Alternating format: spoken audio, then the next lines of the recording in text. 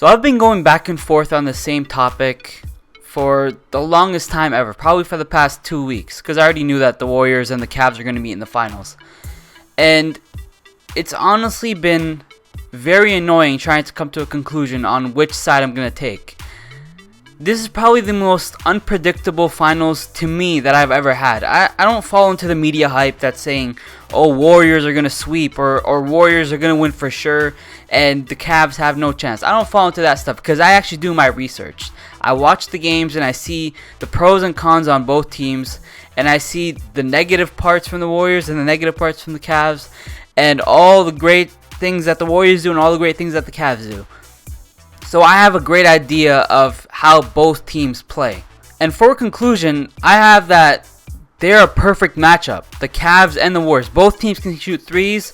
Both teams can turn on that defensive switch whenever they want. And both teams have great one-on-one players. Of course, the Cavs have better one-on-one players because they got LeBron and Kyrie. And, you know, the Warriors have Kevin Durant. And you can say Curry sometimes, I guess, but the Cavs are better one-on-one players. So it's very hard to decide which one I'm going to take or which team I'm going to take. These predictions that I see online and see on sports media and all that stuff, those guys are idiots, okay?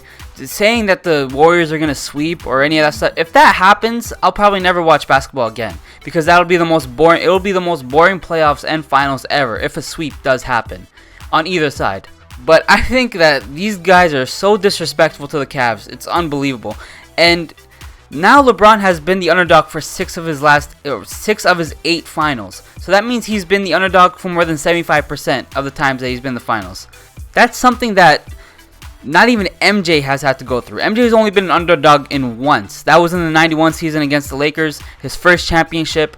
And that was a Lakers team without Kareem, an old Magic, a Magic that retired the next year and was led in points by James Worthy. That's how not good at all that team was. It was a decent finals team, but it wasn't a great finals team. And Jordan was an underdog in that. That just shows you how bad Jordan's finals competition was. But his conference competition was good competition. But his finals competition, he had bad competition in the finals. The best team I think he versed was the Charles Barkley Phoenix team, and that only had one all-star, one superstar on that team. I don't even know why I'm talking about this. I'm going way off topic, but that's just what I'm trying to say. Now, as for the prediction, I don't have a straight up prediction. This is probably going to confuse a lot of you guys, but my prediction is under circumstances.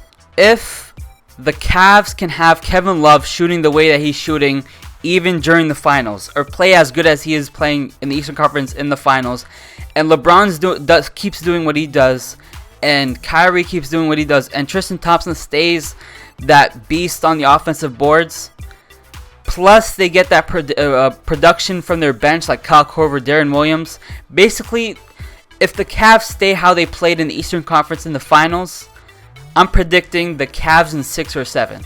But if Kevin Love goes back to how he was in the finals last year and chokes under the pressure that Draymond Green gives him in the finals like he was doing last year, and Kevin Durant stays shooting the way he's shooting, and Steph Curry doesn't choke under the pressure again, and Draymond Green gives you the same production that he's been giving, then I'm predicting the Warriors in 6 and 7 as well. Now, the X factors of the games of both teams are going to be Klay Thompson from the Warriors and Kevin Love from the Cleveland Cavaliers. Klay Thompson is shooting terrible right now. Klay Thompson shooting I think it's 34% from the field and 30% from 3, somewhere around there. If he stays shooting that way, I don't think the Warriors are going to have a chance. Or, sorry, they'll have a chance, but I don't think the Warriors are going to make it convincing. I think it will definitely go to 7 games if Klay Thompson doesn't stay shooting the way he's shooting right now. And if Kevin Love plays like how he's playing in the Eastern Conference Finals, in the finals, that's going to be probably the biggest X factor of any finals in finals history.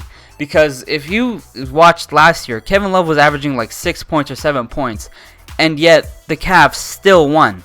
So imagine if Kevin Love was giving you 25 and 12 like he is right now during the finals. that would have been like 20-point. That would have been a sweep last year if Kevin Love was doing that last year in the finals. So if Kevin Love can give you those numbers, plus the bench plays, plus Klay Thompson is struggling the way that he's struggling right now, I think the Cavs take it in 6 or 7. Most likely 6 if everything falls into the way that I just said. But if it doesn't, and it has kind of like some games where it does, some games where it doesn't, then it's going to go to 7. And vice versa. If the opposite happens, then the Golden State Warriors are going to win in 6 or 7. But you better believe that they're great matchups with each other. The Cavs and the Warriors are a great matchup, and it's going to be a really good finals. If it ends in like 4 or 5, I'm going to be very depressed and disappointed. And the reason why I don't want to say who exactly I want to win, or everybody knows that I'm rooting for the Cavs, because I really don't like the Warriors, and I don't like what Kevin Durant did. And it's nothing compared to what LeBron did, because Kevin Durant joined a 73 win team where they lost to, and they had the MVP on that team, and they're up 3-1 in the finals, and yet he still joined them. So he's basically just joining a team that can already win without him, which is why I don't like that. That's a very sissy move. So I am rooting for the Cleveland Cavaliers, but I also want to watch good basketball. I mean, I'm an NBA fan before I'm a fan of any team or any player. So I want the NBA to be something special. And the only way that it can be special is to have a special finals. Just like how in the Super Bowl, you know, the Patriots were down against the Falcons. I think it was like 28-3. And then Tom Brady brought it back and then they won. That was special Super Bowl. Very special.